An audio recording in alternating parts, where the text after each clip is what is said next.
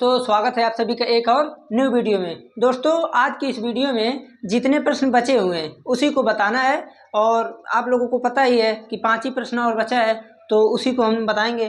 तो चलिए सबसे पहले हम लेते हैं एग्जाम्पल नंबर 1 को, क्योंकि अभी तीनों एग्जाम्पल बचा ही है और लास्ट का 2 प्रश्न बचा है। तो चलते हैं अब एग्जाम्पल पर। देखिए इधर का जो प्रश्न है तो आसान, लेकिन बस समझना है आप लोगों को क्यों हो रहा है। प्रश्न छोटा ही है, ज़्यादा बड़ा नहीं है, बस समझिएगा, ठीक है ना। तो देखिए पहले हम आप लोगों से बात करते हैं उदाहरण नंबर 1। एग्जाम्पल 1 क्या बोल रहा है पहले समझ लेते हैं, डायग्राम बना देते हैं, उसके बाद तब हम आप लोगों को बताते हैं। देखिए कह रहा है कि सिद्ध कीजिए कि 2 संकेंद्री वृत्त। आप कहेंगे संकेंद्री वृत्त क्या होता है, तो संकेंद्री मतलब सिंपल जिसके केंद्र समान हो। तो 2 संकेंद्री वृत्त पहले बना ही लेते हैं। 2 संकेंद्री वृत्त आप कोई सा भी ले लीजिए। तो मैं मान लीजिए ले लिया यहाँ से O और उसके बाद मैंने क्या किया, एक और खींच लिया। तो आप कहेंगे ठीक है, पहले वाले का नाम मैंने दे दिया C1, नहीं पहले का नाम दे देता हूँ मैं, छोटे वाले का नाम दे देता हूँ C2 और बड़े वाले का C1। इतना हो गया। तो आप लोग कहेंगे संकेंद्री वृत्त का मतलब तो हम समझ गए कि जिसके केंद्र समान हो। अब क्या कह रहा है, कह रहा ऐसा है 2 संकेंद्री वृत्तों में बड़े वृत्त की जीवा छोटे वृत्त को स्पर्श करती है। तो सिंपली आप कहीं से भी ऐसा खींच दीजिए, ऐसा खींच दीजिए जो स्पर्श करती हो। इसे ए भी ले लीजिए, मान लीजिए कहीं पी पे आपको यहाँ स्पर्श कर रहा है, ठीक है। तो कह रहा कि स्पर्श बिंदु पर समद्विभाजित करती है। आपको यही बताना है कि अगर मैं ऐसा कोई रेखा खींच देता हूँ, यानी ऐसा कोई स्पर्श रेखा कि बड़े वृत्त की स्पर्श रेखा जो है छोटे वृत्त को स्पर्श करती हुई जाए। बड़े वृत्त की अगर जीवा खींच दे कोई सा भी, तो छोटे वृत्त को अगर स्पर्श करते हुई जा रही है तो हमें आप प्रूव करके दीजिए कि ये और ये इक्वल होगा। क्योंकि मैं इस पर आधारित एक प्रश्न को करा चुका हूँ पहले ही कि इक्वल होता है, इक्वल पे। अब इसको तो प्रूव करना ही पड़ेगा, ठीक है ना। तो चलिए देखिए करेंगे क्या। पहले दिया है तो आप लोगों को लगभग नहीं लिखवाना पड़ेगा। वैसे भाई दिया है में क्या लिखेंगे आप, 2 संकेंद्री वृत्त जिनकी त्रिज्या 2 संकेंद्री वृत्त C1 तथा C2 O केंद्र वाले हैं, या O केंद्र वाले 2 वृत्त, O केंद्र वाले अपने भाषा में आप लोग लिख सकते हैं, मैं इसको बता चुका हूँ। O केंद्र वाले 2 संकेंद्री वृत्त C1 तथा C2 है, C1 तथा C2 है। अब C1 की ध्यान दीजिएगा, C1 की जीवा C2 वृत्त को स्पर्श करती है, ये भी लिखना ही पड़ेगा। C1 की जीवा वृत्त C2 को बिंदु P पर स्पर्श करती है, ये चीज तो ठीक है। अब हमें सिद्ध क्या करना है,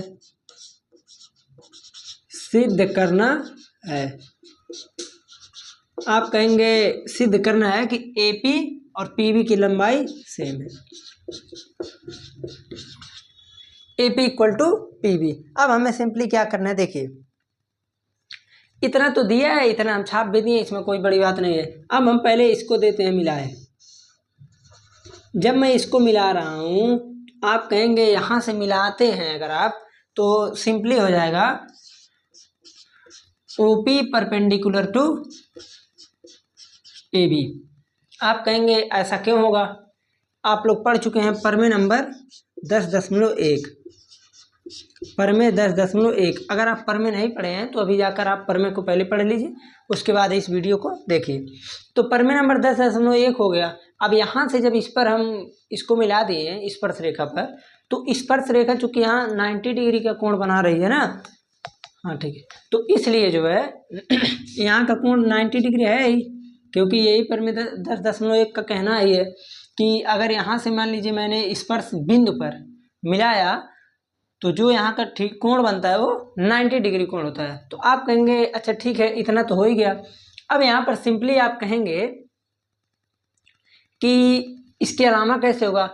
आप लोगों को एक चीज़ पता रहना चाहिए कि अगर वृत्त के केंद्र से, वृत्त के जैसे रेखा वृत्त के केंद्र से जाएगी, मैंने एग्जाम्पल नंबर 5 प्रश्न नंबर 5 अभी कल ही प्रूव कराया है कि अगर ये खींचते हैं हम या मिलाते हैं तो वो केंद्र से ही होकर जाती है। तो अगर केंद्र से होकर जा रही है, जैसे ए बी सेंटर दोनों का ही है ना, C1 का भी है C2 का भी है, तो अगर यहाँ से जो है केंद्र से अगर मैं किसी भी रेखा को, जैसे कोई मान लीजिए मैंने वृत्त खींच दिया, मैं अगर केंद्र से, अब ऐसे हम कहीं खींच दिए, अगर केंद्र से उस पर 90 डिग्री डालते हैं तो हमेशा वो 2 पार्ट में विभाजित करती है। यही चीज़ हमको प्रूव भी करना है। तो आप इतना करने के बाद डायरेक्टली अब हिंदी में आप लोग थोड़ा बहुत और लिख सकते हैं। क्या लिखेंगे देखिए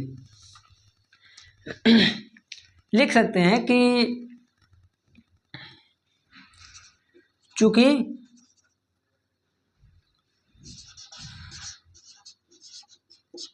केंद्र O से जीवा AB पर, जीवा AB पर क्या डाला है हमने, एक लंब डाला है, लंब पर लंब डाला, जिससे यह जीवा को समद्विभाजित करता है, समद्विभाजित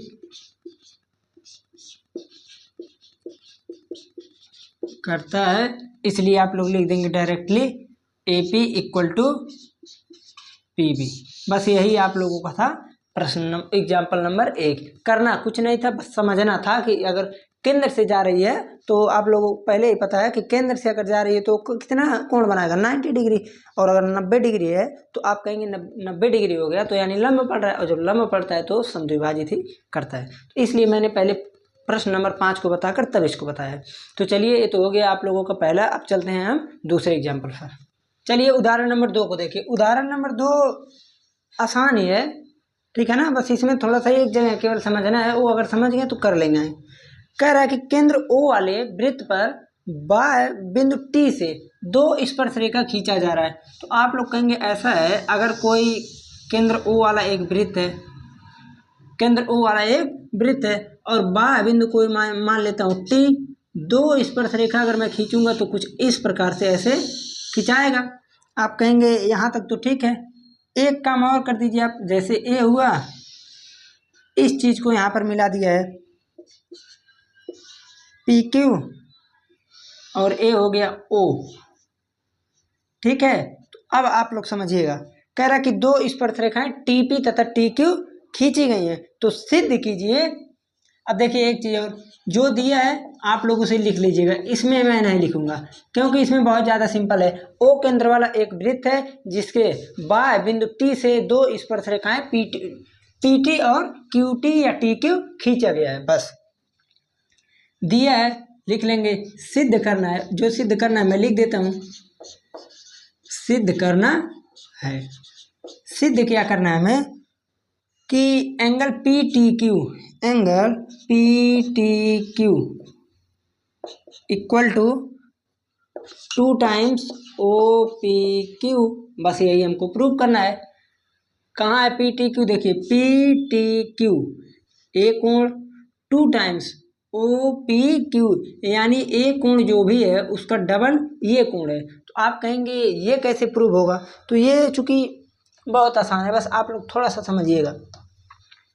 ऐसा है, पहले इसको मैं कुछ मान लेता हूँ, जैसे मैंने मान लिया कि ये कोण थीटा है, ये कोण थीटा है, तो आप कहेंगे ऐसा लिख लीजिए। तब माना, अब ये तो दिया है, सिद्ध करना है, ये तो सबको लिखने आ ही गया होगा अब तक।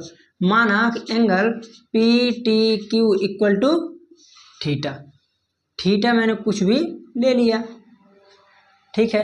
अब उसके बाद आप कहेंगे ऐसा है कि मैं ये देख रहा हूँ कि चूंकि ये पी टी और टी क्यू दोनों स्पर्श रेखा है ना, तो आप यहाँ एक लाइन में लिख सकते हैं कि P T equal to T Q, P T equal to T Q.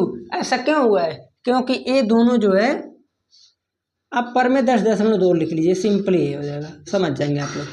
पर में 10.2 के अनुसार ये दोनों रेखाएं क्या हैं? इक्वल हैं। आप कहेंगे अच्छा, अगर जब इक्वल हैं तो यानी ये बन गया समद्विबाहु त्रिभुज, और जब समद्विबाहु त्रिभुज बन गया तो यहाँ का कोण और यहाँ का कोण, ये दोनों कोण क्या हो जाएगा?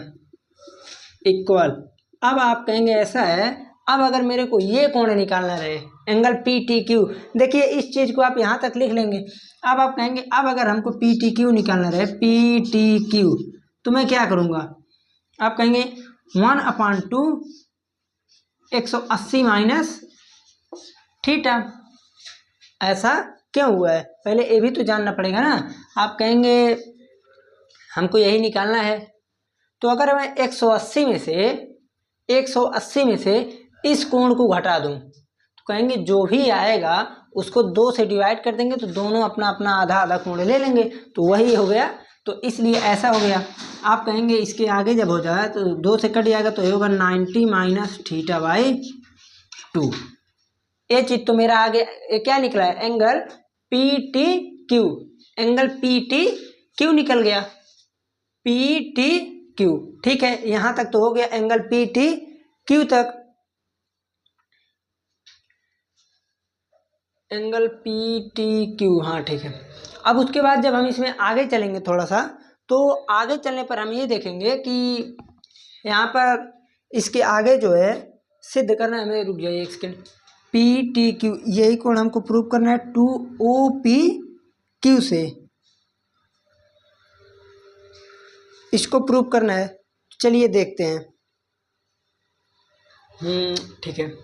OPT का कोण, यहाँ का एक चीज़ और ध्यान दीजिएगा, चूंकि ये स्पर्श रेखा है, जैसे यहाँ से इसको जब मैं मिलाया हूँ तो ए बनना है यहाँ पर क्या चीज़? आप कहेंगे कि ये स्पर्श रेखा है। अगर ये स्पर्श रेखा है तो ये पूरा कोण कितना बनेगा? 90 डिग्री। और हमें PTQ हमको निकालना है कि ये इसके जो भी है 2OPQ के इक्वल है। तो आप कहेंगे ठीक है। अब मैं ये देख रहा हूँ कि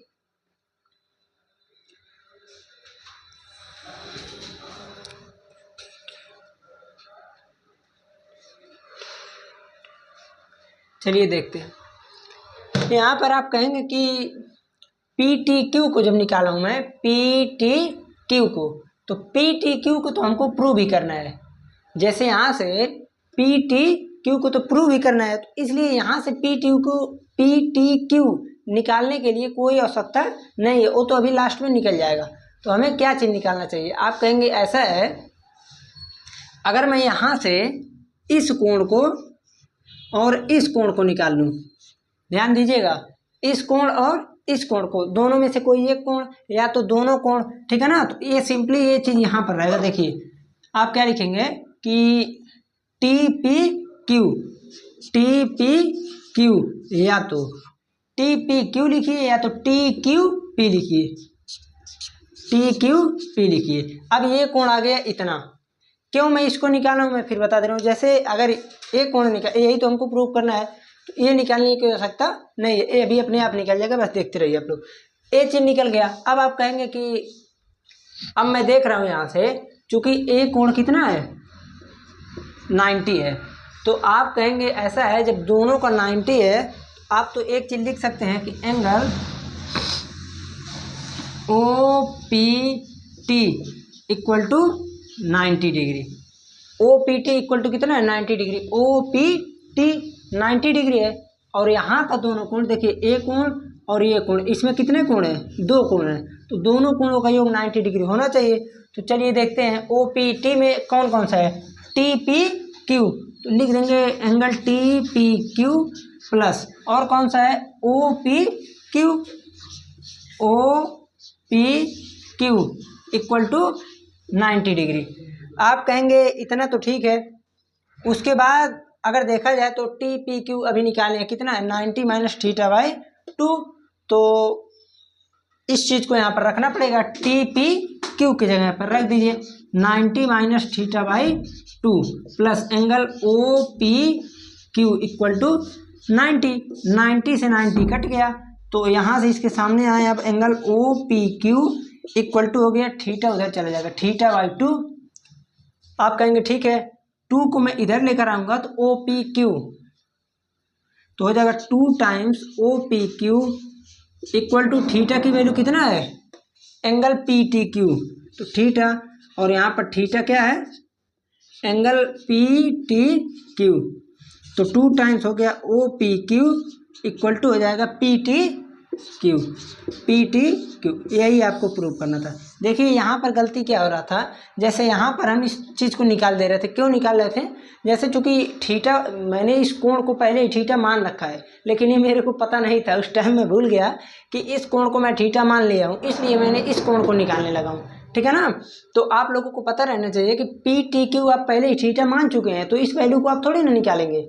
ओके, तो अगर ये वैल्यू नहीं निकालेंगे तो जाहिर सी बात है कि अगर ये दोनों वैल्यू निकल जाए कोई भी, ठीक है ना, तो आप वहाँ से इस चीज़ को लिख सकते हैं। तो चलिए अगर एक बार इसका हम ओवरव्यू दे देते हैं। ये चीज़ हमको प्रूव करना था, जो चीज़ है दिया है सिद्ध करना लिख दिए।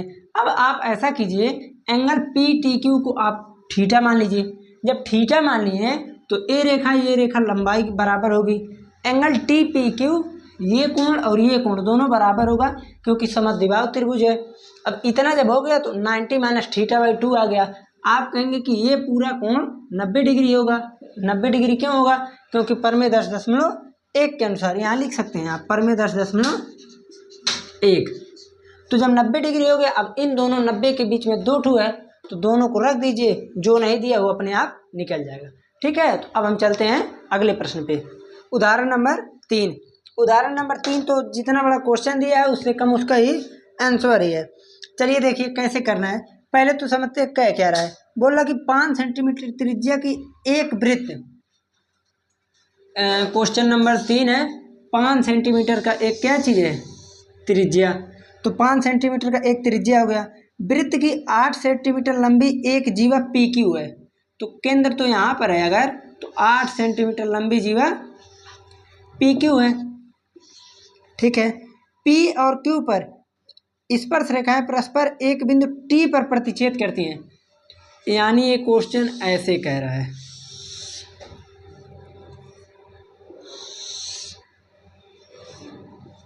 ठीक है ना, देखिए इस प्रकार से, और ये ऐसे, तो कह रहा कि ये टी है।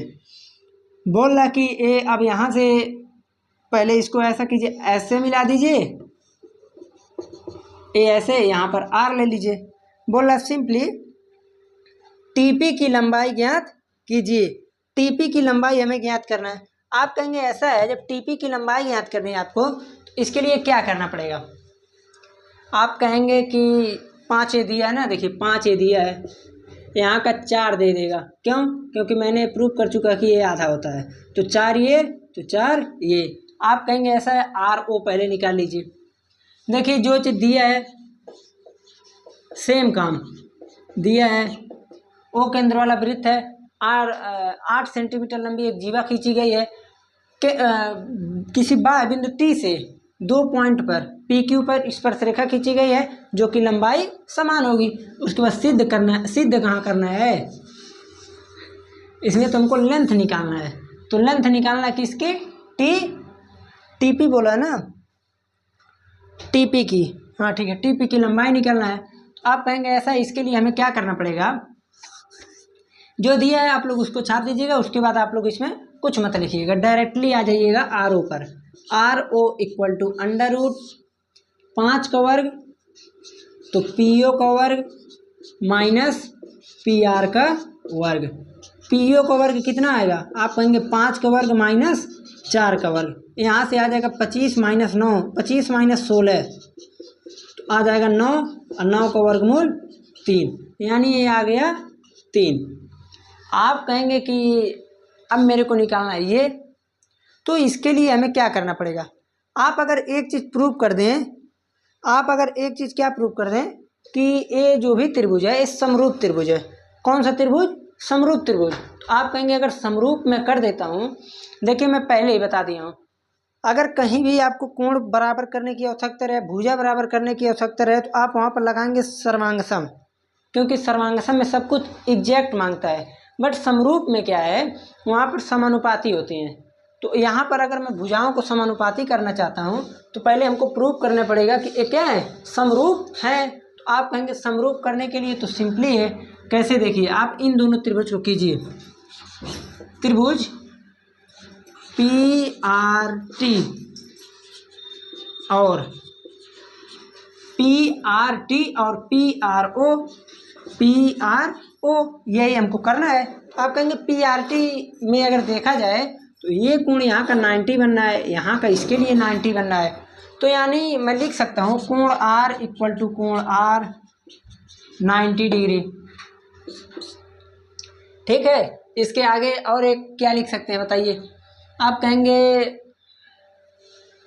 यहाँ का कोण तो ठीक है, भुजा को एक को इक्वल कर सकते हैं, एक भुजा को अगर इक्वल कर दे तो समरूप त्रिभुज होने की संभावना बढ़ जाएगी। जैसे यहाँ से PRT और PRO, देखिए PRT यहाँ है और PRO यहाँ पर है, तो एक तो यहाँ पर हो गया कोण इक्वल।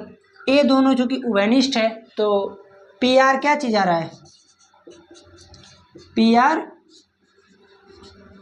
इक्वल आ रहा है। इक्वल क्यों है? क्योंकि उभयनिष्ठ है। तो यहाँ से आ गया कि PR क्या है, उभयनिष्ठ है। अब उसके बाद देखिए यहाँ अगर हम देखें तो आप लोग एक रिलेशन पढ़े थे अभी जस्ट पिछले क्वेश्चन में कि यहाँ का कोण जो है ये इसके 2 टाइम्स होता है।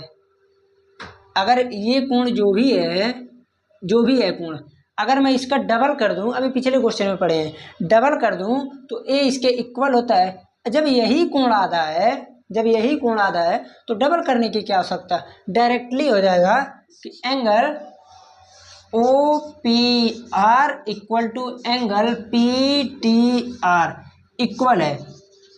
और अगर ये चीज इक्वल है तो आपको भुजा निकालने की आवश्यकता ही नहीं है। जब 2 कोण बराबर हो गया तो तीसरा अपने आप होगा। ए कौन सा नियम बोलता है, AAA। तो AA समरूपता की कसौटी से दोनों त्रिभुज समरूप हो गए। तो यहाँ से लिख देंगे हम त्रिभुज PRT समरूप त्रिभुज PRO। ये इतना हो गया। आप कहेंगे जब इतना हो गया तो अब इनकी भुजाएं होती हैं समानुपाती। तो जब भुजाएं समानुपाती होती हैं तो चलिए भुजा को समानुपाती कीजिए। तो आप कहेंगे लिखिए क्या लिखना है उसमें, PT/5 इक्वल टू PR/RO। यहाँ 5 ना लिख के PO लिख दीजिए एक बार। तो PT/5 PR/3, तो PT इक्वल टू आ जाएगा 20/3 सेंटीमीटर। देखिए प्रश्न तो बहुत इजी था, इसमें ज़्यादा कुछ करना नहीं था, ठीक है ना, बस यही प्रश्न था और इसका आंसर आ गया 20/3 सेंटीमीटर। ठीक है, तो आप लोगों का अब सभी प्रश्न हो गया। अब बचता है 2 प्रश्न। 2 प्रश्नों में से चलिए देखते हैं कितना प्रश्न और करा सकते हैं। 2 ही बचा ही है, ठीक है, तो चलते हैं अगले प्रश्न पर। अब आते हैं प्रश्न नंबर 12 पर। देखिए प्रश्न नंबर 12 जो है करना आप ही लोगों को, इसमें ज़्यादा कुछ हम नहीं करेंगे। क्यों? क्योंकि देखिए क्या कह रहा है पहले प्रश्न, पहले डायग्राम बना दें, पहले बनाते हैं, पहले बताते हैं क्वेश्चन, उसके बाद डायग्राम। देखिए कह रहा कि 4 सेंटीमीटर त्रिज्या वाले एक वृत्त के परिगत एक त्रिभुज इस प्रकार खींचा गया है। तो पहले आप 4 सेंटीमीटर त्रिज्या का एक वृत्त तो खींचिए। ठीक है, वृत्त खींचा गया। कह रहा कि वृत्त के परिगत एक त्रिभुज इस प्रकार खींचा गया है कि रेखाखंड BD DC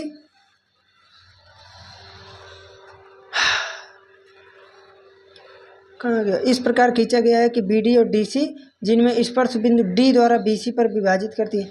सिंपली आप लोगों को क्या करना है, पहले डायग्राम बनाना ही पड़ेगा। FD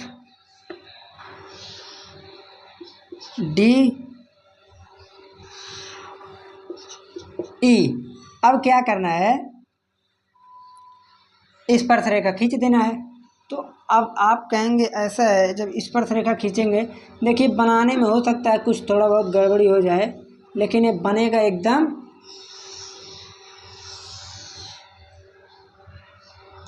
त्रिभुज ही।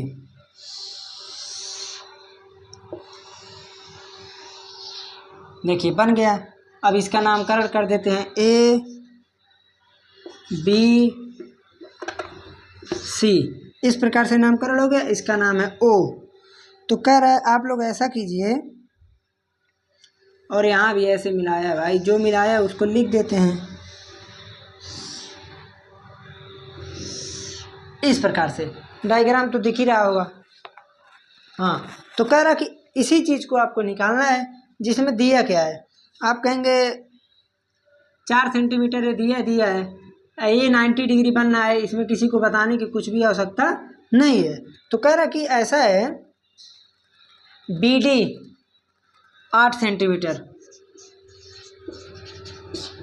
D C 6 centimetre.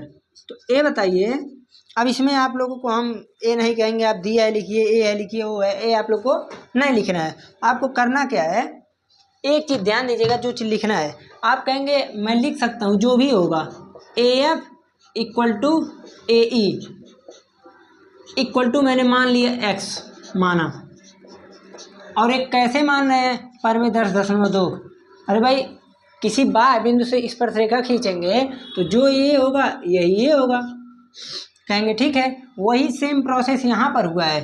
तो यहाँ से हो गया है C D equal to C E equal to 6, अगर ये 6 तो ए भी 6। सेम प्रोसेस वहाँ पर हुआ है, B D equal to F B equal to 8 ही आ गया। ठीक है, अब प्रश्न क्या कह रहा है, प्रश्न तो देखें ही, इतना सब आ ही गया। बोल रहा कि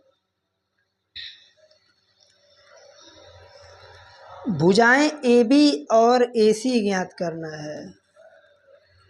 भुजाएं ए बी और ए सी, इसका मतलब मिला जुला कर आप लोगों को क्या करना है, एक्स की वैल्यू को निकालना है। आप कहेंगे एक्स की वैल्यू निकालने का एक तरीका है, क्षेत्रफल निकाल लें। क्षेत्रफल निकाल के क्या करें, इक्वल कर दें। भाई यही तो एक रास्ता है। अगर भुजा पता है तो क्षेत्रफल निकल जाएगा। चूँकि इसमें भुजा पता है, अभी मैं बता रहा हूँ किस प्रकार से। तो भुजा तो सब पता ही है, एक भुजा नहीं पता है, तो उस भुजा के लिए अब हम लगा देंगे यहाँ पर क्षेत्रफल का फार्मूला। उसके बाद हम निकाल देंगे क्षेत्रफल, और क्षेत्रफल जब निकल जा रहा है तो उसके आगे हम कुछ करेंगे। तो देखिए मैं थोड़ा सा आप लोगों को बता दे रहा हूँ, ज़्यादा नहीं बताऊँगा।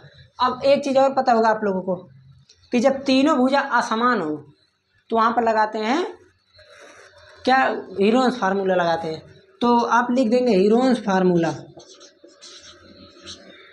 Heron formula. अब आप कहेंगे ऐसा है, हीरोन फार्मूला के लिए पहले यस निकलता है, S equal to A plus B plus C. तो A 8 6 14 plus B 6 plus X, C 8 plus X अपान में कितना होगा 2।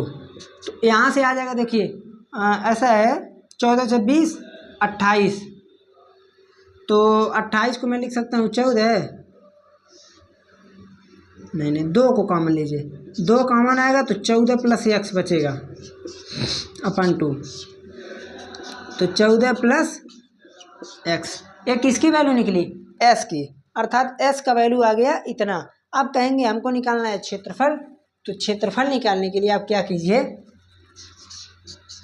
एरिया निकालने के लिए आपको फार्मूला तो पता ही होगा, S minus A, S minus B, S minus सी।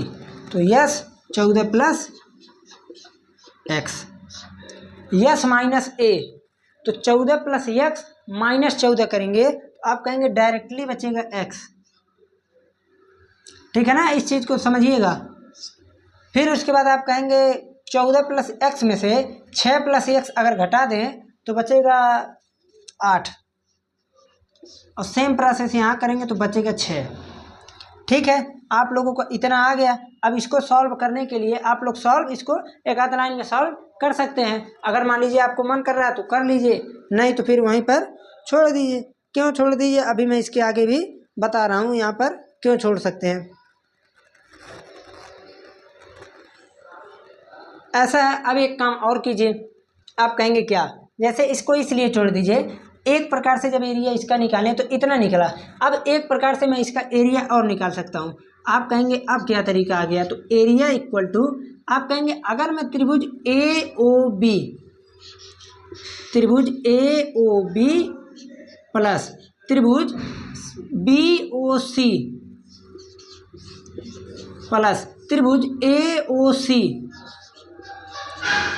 का एरिया निकाल के जोड़ दें तो त्रिभुज का एरिया निकल जाएगा। तो वही करना ही है। आप कहेंगे अब ये कैसे होगा, तो सिंपल है, AOB का एरिया क्या होगा, AOB, आप कहेंगे ये नीचे का बनना है बेस बनना ना, अब फार्मूला एक ही लगेगा, 1/2 बेस इंटू हाइट। आप कहेंगे बेस कितना है, x + 8, तो 1/2 x + 8, हाइट कितना है, आप कहेंगे 4 प्लस BOC में आइए, BOC आप कहेंगे 1/2 बेस कितना है 14, हाइट कितना है वही 4, प्लस AOC में आइए, AOC में 1/2 बेस 6 + x, हाइट कितना है वही 4। आप कहेंगे सब काटने पीटने के बाद यहाँ से बचेगा, यहाँ दो से कट जाएगा ना, तो बचेगा 2, तो इसका मल्टीप्लाई कर दें अगर, तो 2x + 16 प्लस 2 से इसको काट देंगे 2 बार, तो 14 दूनी 28, प्लस 2 से इसको 2 बार में काट दे तो हो जाएगा 12 + 2x। आप कहेंगे अब इसके आगे सॉल्व करते हैं, तो 2 4x प्लस 16 12 28, 28 28 56। तो आप कहेंगे क्या कॉमन बनेगा, 4 को कॉमन ले लेता हूँ, x + 14, यहाँ से एरिया आ गया मेरा सेम। आप कहेंगे जब एरिया सेम आ गया तो अब मैं क्या करूँगा, अब लिख दूंगा, चूंकि एरिया सेम है तो ए एरिया उठाकर यहाँ पर रख दूंगा, तो हो जाएगा 4x + 14 = ये एरिया। तो आप कहेंगे ऐसा है, इसको मैं लिख सकता हूँ 14 + x 48x लिख सकते हैं, कोई बात नहीं। आप कहेंगे इसका होल स्क्वायर कर दीजिए, होल स्क्वायर क्यों कर रहे हैं, रूट हटाने के लिए। तो जब स्क्वायर करेंगे तो मैं यहाँ लिख भर देता हूँ स्क्वायर करने पर। तो आप कहेंगे जब स्क्वायर करेंगे तो हो जाएगा 16x + 4 का होल स्क्वायर = x + 14 है ना, x + 14 और यहाँ से आ गया 48x। तो x + 14 से एक ठू x + 14 कट गया, मल्टीप्लाई में है। आप कहेंगे यहाँ से बचा x + 14, तो x + 14 = 16 से इसको काट सकते हैं तो आ जाएगा 3x, और उसके बाद x को करेंगे 75, तो 2x = 14, तो x की वैल्यू कितना आ गया 7, x की वैल्यू आ गया 7। अब कहेंगे आप ऐसा है, जब x की वैल्यू यहाँ से कितना आ गया 7 आ गया, तो अब तो सब हो ही जाएगा। आप कहेंगे जब x की वैल्यू 7 आया तो हमें a भी निकालना है, ऊपर तो दिख ही रहा होगा, तो यहाँ पर बता देता हूँ, हमें a भी निकालना है, तो a b के लिए हो जाएगा 7 + 8, और हमें AC निकालना है तो 7 + 6, अब आ गया 15 और 13, यही आप लोगों का आंसर है। तो अब देखिए, चूंकि इसमें जो अगला प्रश्न है, अगला प्रश्न बहुत ज़्यादा आसान है, इस प्रश्न को मैं नहीं बताने वाला हूँ। क्यों नहीं बताऊँगा, क्योंकि इसमें कह रहा है कि सिद्ध कीजिए कि वृत्त के परिघ बनी चतुर्भुज की आमने सामने की भुजाएं केंद्र पर संपूरक कोण आंतरित करती हैं। तो बहुत ही ज़्यादा सिंपल है, बस आप लोगों का एक ही पर में लगेगा, पर में 10.2 उससे लगाएंगे तो सभी भुजा इक्वल हो जाएगी। ठीक है, तो आप लोगों का अब ए चैप्टर होता है फिनिश। तो अब हम मिलेंगे अगले चैप्टर के साथ।